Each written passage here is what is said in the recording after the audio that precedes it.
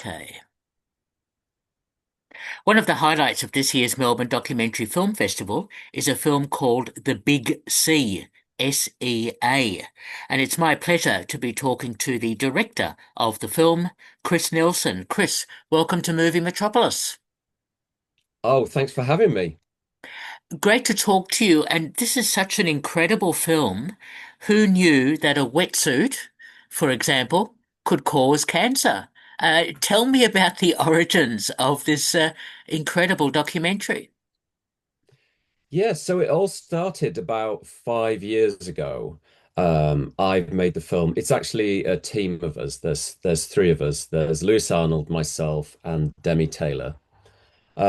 Lewis picked up on an article in the Guardian newspaper, and we'd all seen these articles about Cancer Alley, but this particular article mentioned a plant in Cancer Alley, and it linked it to neoprene. And no one had ever really made the link to neoprene before. And as surfers, obviously for us, first thing we think about is wetsuits. So um, Lewis went over there and he made like a short film about Cancer Alley and the link to neoprene and the high cancer rate around the factory that manufactured the neoprene. And he came back and we all tried to interest the media in it because we thought, wow, this is an incredible story. But nobody was really interested. Nobody wanted to touch the story because a lot of the surf media are sponsored by wetsuit manufacturers. So there was a real reluctance to touch on the story. And so the three of us decided that we would make this into a feature documentary and get the story out there. And then hopefully by doing that, we'd be able to encourage the industry to make a change to more sustainable forms of rubber, for example, natural rubber, so that wetsuits could be properly sustainable and would no longer be linked to this awful area and these awful cancer risks. Incredible story. Were there any legal issues or blockages in stopping you trying to make this documentary? No, so the thing that's really surprising about the story is um, all the things that we raise in the film have been raised previously, but they've been raised in a legal context. So, for example, the people that live around the plant have been fighting against this plant for years. So the plant actually opened in the late 60s. And it's never actually broken any laws, even though the cancer risk around the plant is 50 times the national average. Hmm. And the EPA have been monitoring it, and the EPA have a lot of data about just how bad the plant is. And for years, the pressure groups, the people that live around the plant, have been trying to use a legal framework to close the plant. So going to the local court, then appealing to the state court, then going higher. And this has been dragging on for years. And I think our approach was slightly different in that we thought, let's inform consumers as to what they're buying.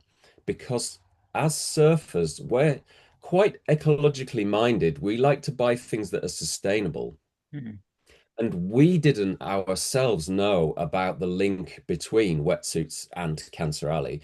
And so we decided that the best thing to do is inform other surfers and let surfers make a decision as to what they would buy. And hopefully, through consumer pressure, we could make a change. We could make the plant either clean up its act or close the plant down.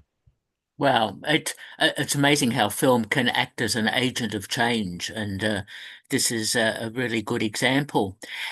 Tell me, what were the challenges in making the documentary, getting the interviews, getting the footage, using animation, music, and so on? Because there's so much going on in this film. Yeah, we were really lucky in that for the first couple of years, we basically self-financed this. So I ha had an old classic car that I sold. Lewis sold a couple of his cameras. we really kind of scrimped together some money to finance our trip over to Louisiana for the first big raft of filming. And then we took the film, the first edit was about 40 minutes, and we took that around and we showed it to a few select audiences. And the response was amazing. And at one of these screenings, a guy came up to us and he said, I have a foundation and we help support projects like this. Tell me more. So we got into conversations, and luckily the foundation decided to support our second raft of filming so that we could complete the film and also do the post-production, to pay for the original score, to pay for the graphics. So we were quite lucky in that sense because as you know, getting an independent documentary finance these days is actually quite difficult. Um, so I think by going that route, I think that helped us. Yeah, because Well, I'm not. So yeah. the other thing is the team that we worked with were mostly friends. And I think our rule was we're going to pay everyone. We might not be able to pay them the industry standard, but we're going to pay them as much as we can. And by managing to raise this finance, it meant that we could work with really good people that we really wanted to work with, but also be able to, at least pay for their time. And they were super keen to be involved in the project. So we have an original soundtrack by a guy called CJ Mirror, who's an amazing musician who's scored lots of he's scored BIFFA winning films, he's scored major American primetime TV series. Um, and so, we were lucky that John was able to find the time to score the film. And then the guy that did our post-production works with Mark Jenkin, who is a famous UK filmmaker who makes independent films. So we managed to assemble this amazing team to work on the film for kind of, you know, quite a small budget. Well, well done on that because it's so important to have this story out there. It's interesting as I was watching your film, I was thinking of another example like Teflon, which was regarded as cancerous, and eventually it took so long for it to be banned in its process. And it's just incredible to think that chloroquine and the company that was manufacturing these wetsuits and so on, was it Denka, something like that. It's amazing how long it takes to get the health issue across and to stop the manufacture of this cancerous chemical. Yes. So the plant in question is owned by a Japanese company called Denka. Ah, Um, and it's the emissions during the manufacturing process that are seeping into the atmosphere. mm. And like you say, the local residents have been campaigning for decades about this. Um, but unfortunately, the financial aspect, the financial power of these multinational petrochemical industries is amazing. Um, but the good thing is we kind of thought the film could be an agent for positive change Mm. because we thought it's such a it's such a depressing story about how big business has been allowed to get away with this for so long. But we thought, look, there is an alternative, and that alternative is you can manufacture wetsuits out of natural rubber that come from these certified plantations. So there's no deforestation, there's no downside to that. Um, and because there's this alternative, we should be looking at that as consumers. And the amazing thing is that a few weeks ago, we got the news through from the local campaigners that the Denker plant has actually ceased production because of a downturn in demand Mm. for its product.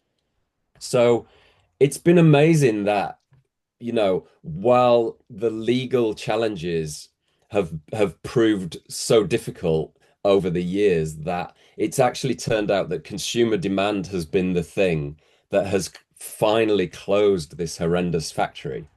So, so yeah, it's actually, while it's a story of, terrible things that have happened over these decades, there is a positive outcome at the end of it.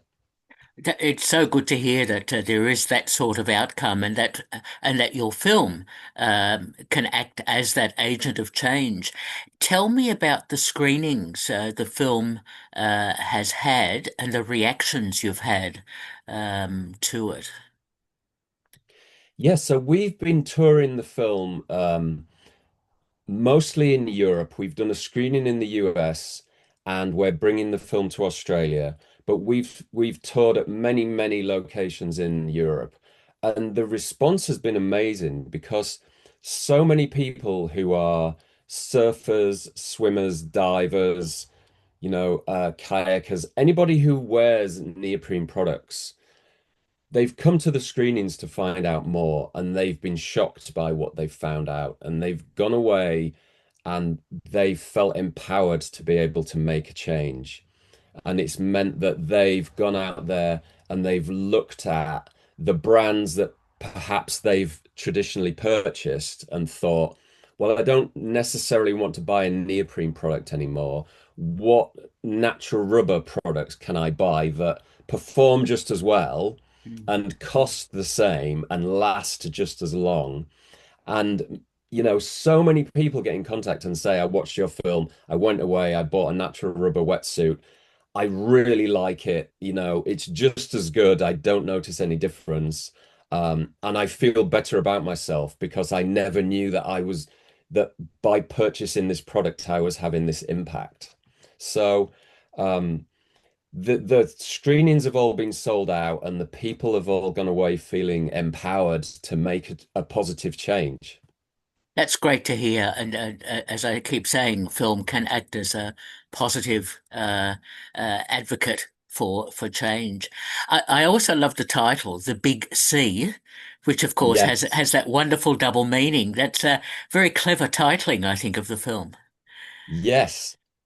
I mean, that was actually Demi's idea because we were trying to come up with, an idea, a title for the film that would capture people's imagination. Um, and we are ultimately saying to people, come and watch a film that is about an area where the cancer risk is 50 times the national average, where every household has been affected by cancer. And that's quite a hard sell for people, um, because it's the meat of the film is it's a hard watch. Um, and the big C, I mean, we're all linked by the big C, the Mm. world is linked by the big C. Um, we've all been affected by cancer, but we all are living by the same ocean. So I think there's that notion of it's the double meaning, I think works really well in this instance. It does. It's very clever, and yeah. I mean, I was expecting just when I saw the title, I thought, let's have a look at the Big Sea. It's a surfing movie. It's just another one about big waves and all that sort of thing. But of course, it isn't, and that's why Yes, that's why I was so impressed by that ambiguity in terms of the way the titling works. yes. Yeah, Chris, tell me, you would have shot obviously lots more material than you eventually used for the 74-minute film that we see at the Melbourne Documentary Film Festival, for example. What were the hard decisions you had to make about the editing process and what stayed and what remained? Yeah, we had a lot. The difficulty is that when we went and we sat down with the community, um, every interview we did, people would say, I lost my husband, I've lost my wife, I've lost a child. I've lost an uncle. You know, everybody has lost. There's been a generational loss to cancer. And you can only put so much of that in the film. And we interviewed so many people that told us those stories. And ultimately, you kind of have to honor the lived experiences of the people, who live within the shadow of the plant. But at the same time, you can't include everybody's stories. You have to try and almost narrow it down to a number of interviews that will tell that story, of the generational damage that's been done around the Denker plant. Um, the other thing as well is the environmental racism angle and that's that the people who live around the plant, it's a 92% black population, and the surfing world is overwhelmingly white. Mm. And so you do get that the people in the surf industry that we interview are all white, quite privileged people. And the people that we interview who live around the plant, the campaigners, are, are all black, you know. I think we hear from one person who is a former EPA specialist. Um, but the people who live within the shadow of the plant are all black. And so the environmental racism angle was a super important one. And, us as filmmakers, we're three white, you know, middle class filmmakers from the UK, and we have to acknowledge that. And so the way that we edited the film was there's no narrator, there's no voiceover. All the stories are told by the protagonists, and it's important that the experiences are told by the people who've been affected, and it's all their lived experiences. Yeah. So it's their words. Yep. No, well done on that. And yes, that comes through very strongly. So well done on that. So I'm intrigued, Chris. How do you decide what films you make and the projects that you take on board? Yeah, I mean, this has been an interesting project because it it's not followed the traditional lines, because I think traditional documentary filmmakers, if you find a really good story, you would research it. You would make the film almost under the radar, and then you'd want to drop the film to make as bigger impact as possible, in the world, so that everybody says, "Oh wow, this is a surprise." We approached this film in a slightly different way, in that we went to the surf industry from the very start and we said, we're working on this documentary. This is the story.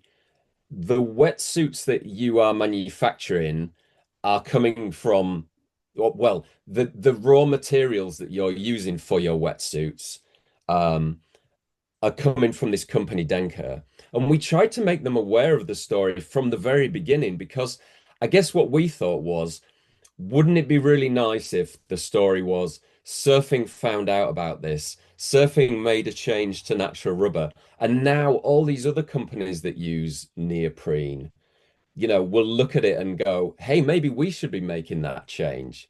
So we kind of did it in a slightly unconventional way, Hmm. because films we've done in the past, you kind of beaver away on them in the background, and then when they're finished, they then go out into the world, whereas this one we tried to make as much noise about as possible. um so yeah, it was a slightly different way of doing documentary filmmaking, Yeah. because Inter I think our ultimate goal was to Yep. make the change.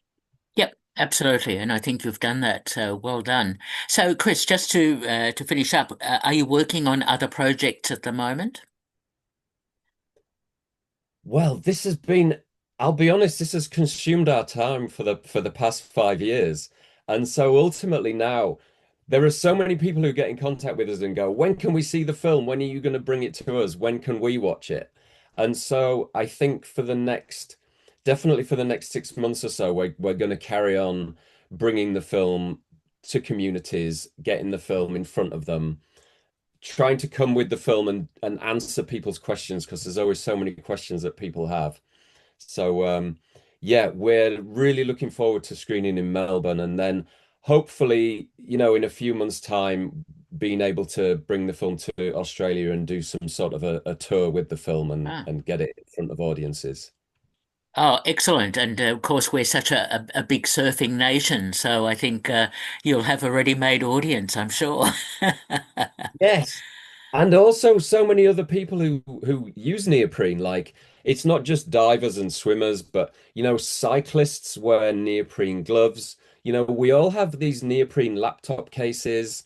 Like Ah, neoprene is used in so many places. Like the wetsuit, although we all think of neoprene and wetsuits, it's actually only about, 5% of neoprene usage. It's used in so many places. oh, And so, yes, while neoprene, use within the wetsuit world is basically on the wane and all the brands are switching to natural rubber, there are all these other uses that we could use natural rubber for. So I think our idea is let's get the surfing world making the change, and then hopefully the cycling world and the world of sneakers and the world of leisure wear will all start to go, oh, why are we using neoprene? Maybe we should be looking at natural rubber.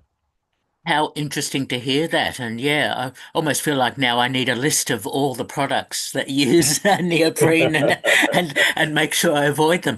But oh, well done. We've been speaking to Chris Nelson, who, as part of the team, directed the documentary The Big Sea, now screening as part of the Melbourne Documentary Film Festival. And Chris, it's been a pleasure talking to you. Thank you so much. Well, thank you. And I've really enjoyed it. All the best. All Bye-bye. the best. Thank Bye. you. Okay.